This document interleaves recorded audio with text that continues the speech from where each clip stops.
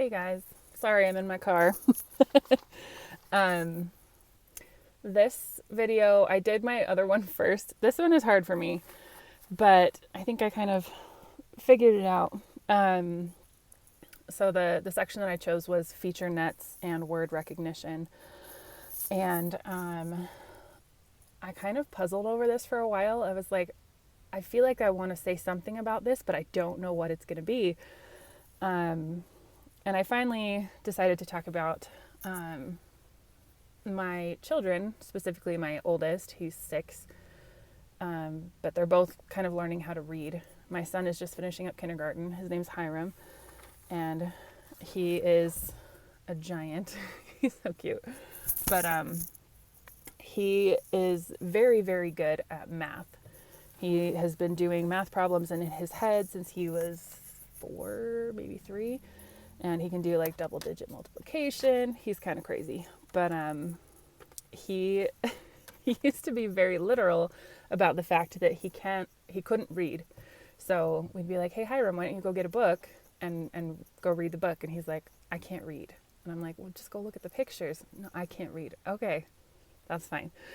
So it's really cool to see him, tomorrow's his last day of kindergarten, and it's been really cool to see him actually get excited about reading. And he can read a lot of basic words, and he's learning how to sound things out. And so when I was reading this chapter for like the 6th time, trying to figure out what the heck I was going to talk about, I was like, well, I can kind of see the progression that both my kids, my son and my daughter, have kind of gone through as they have been building up to learning how to read. So I just kind of wanted to talk about that a little bit. So in the feature nets and word recognition section, they talk about the design, so the different layers of the feature net, and how at the bottom there's the most basic feature detectors, so detecting lines and curves and things like that. And then it kind of builds up into shapes and letters or numbers or whatever. And so I think it's really interesting, the way that American society at least teaches kids how to read. It's flawed for sure, but we don't even think about it. But when we have a baby, we start exposing them to all kinds of visual stimuli, and that includes reading. We're encouraged to read to very young babies and to start getting them exposed to words and things like that. And so they start seeing these images, the words and the letters and everything. They have no idea what it means, but we expose them to these things over and over and over. And as they get a little bit older, they start to recognize, okay, these little weird shapes have meaning. I don't know what it is, but people look at it and say stuff, and okay, there's something important there, but they're not at a point where they can actually figure out that meaning for themselves. So, when my kids were younger, I taught them the shapes, the basic shapes and colors and things like that. And then I also taught them about the different kinds of lines. There's horizontal and vertical and diagonal, and there's curves and things like that. I didn't spend as much time on that one because didn't seem as important, I guess. And then, we kind of got up to letters and numbers. So we started out by singing the alphabet song so that they could get into their auditory system. And then I found these really cute videos on YouTube for, teaching kids like the phonetic alphabet, right? So A is for apple, B is for ball. And it would show the letter, it would sing it this whole time. So singing is a good way to retain things in your memory. It would show the letter and then the picture of the thing, and it would sound it out. A is for apple, apple. I'm not going to sing it because that would be weird. But so I was able to kind of help them start to make that connection between these random lines, seemingly random lines, and the sound and an object that might somehow be related to those crazy lines. And so by doing this, I was starting to prime those detectors. I didn't even know it, but I was starting to prime, their detectors, their visual detectors in their feature net to recognize, okay, that collection of lines there, my mom keeps saying that's A. I don't really know what that means, but that gets, over and over. They see it and they start to say A. Okay, A. Oh, look, there's another A. And both of my kids, as they have gotten older, they'll be like, look, Mom, there's an A. My daughter gets very excited about it. It's very cute. But yeah, so I was priming the frequency detectors, right? Or sorry, I was priming the detectors, the letter detectors, by using the frequency of exposure. And so then they get to preschool and kindergarten. Both my kids went to preschool. And, there they practice looking at letters, identifying them by name, and writing them out. And that is continuing to build the frequency, right? So the activation level of these detectors in their minds, these letter detectors, and even like the line and shape detectors, right? Those are, the activation levels are going up. And so, when my kids see a letter, even if it's in a different font, those detectors have been primed enough that they're like, oh, that's this letter. Okay, cool. And it's been really fun because for a while I was writing in cursive, and so my kids can recognize cursive even if they can't necessarily read it very well yet. But so sometimes my son will, like, we were at his school the other day, and someone had written, I think it was the word school, but in cursive. So the O's looked like E's. And so maybe it wasn't school. I don't know. But he's like, Mom, why does that say skeel or something? And he's like, wait a second. Are those cursive O's? And I was like, yes.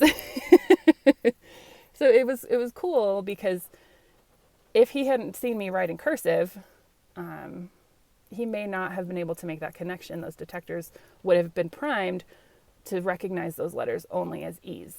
But because he had seen me write in cursive enough that he, could tell, okay, maybe this is something else, it was really cool to see him make that little connection there.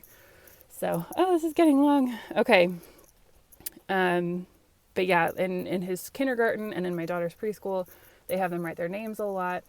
Especially in kindergarten, they have them write the words out. They have sight words. So they have these short words that are words that we see all the time. So like of and they and like and see and him and her.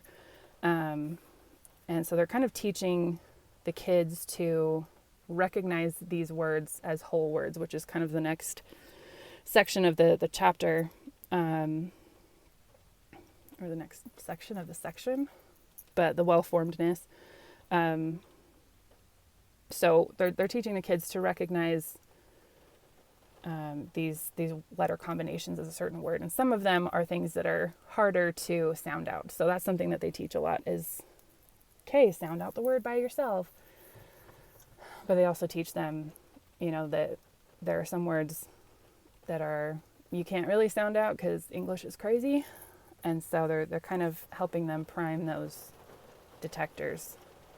Anyway, that combination of letters is not going to be pronounced the way that I think it might be, but I've seen it enough that I know what word that is and I know how to pronounce it. And so I think that's kind of cool too. But the well-formedness thing was also interesting because, so Hiram, my son, he'll try to read like everything. And so he'll be sounding things out. And sometimes he like comes up with pronunciations or something that are totally off. And I'm like, what are you talking about? And I'm like, son, there's no O in there. And he's like, oh, and I'm like, okay, slow down and try it again. And so he normally does that with words that he's not familiar with. So he'll glance at these things and he'll try to look at the whole word together. And, in his mind, he's trying to like match it up with something that he already knows. And so sometimes he'll say like like an actual word that is close to the word that he's reading, but because he didn't look at each individual thing, he just kind of jumped right to the word that he has already been very well primed. And it'll sound a little weird because I'm like, that is not that word. But, and that goes to the last thing in the book, in this section that talks about efficiency versus accuracy, that our brains are kind of wired to try to be as efficient as possible. And that's kind of what he's doing in those moments. He's trying to be efficient. He's like, okay, I've seen a word that starts with that letter and ends with this letter and has a couple similar letters in the middle. So I'm just going to say, oh, that's what this word is. And so I'm trying to help him kind of slow down a little bit so that he can also prime those detectors, like I think was it the bigram detectors? You know, he can prime the other detectors for things that he hasn't learned super well yet, but he can start to prime those so that, you know, as he gets older, he can be both efficient and accurate. Instead of having to sound out every little thing, he will have kind of seen enough words and practiced enough that he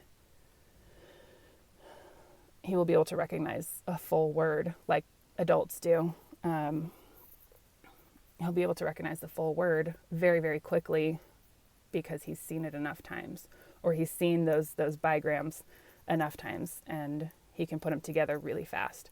He's not there yet, and that's just how our brains work. And so it's been kind of cool to look at my son's little process of learning to read, and my daughter too, and just kind of watch each of these things kind of come into play. So yeah, this one was more challenging than the practice video that I already did, but it's still fun to look at these real life experiences that I'm having and be like, oh, this actually does apply to my life. Because for a little bit there I was like, I have no idea how I'm going to talk about this, because as adults we don't think about this. Like we don't have to sound things out very much anymore, especially people who, like for me, I read a lot in high school. I know a lot of words because of that, and I don't have to sound things out anymore usually, and when I do, it makes me feel crazy. So I kind of take it for granted, but it's helpful for me to have children that are learning how to read, and you know, seeing just how much experience I've had that has made it so that I can read and write and do all of this as fast as I actually do. So yeah, our brains are pretty awesome. But sorry this one's so long, guys, but thanks for watching. Bye.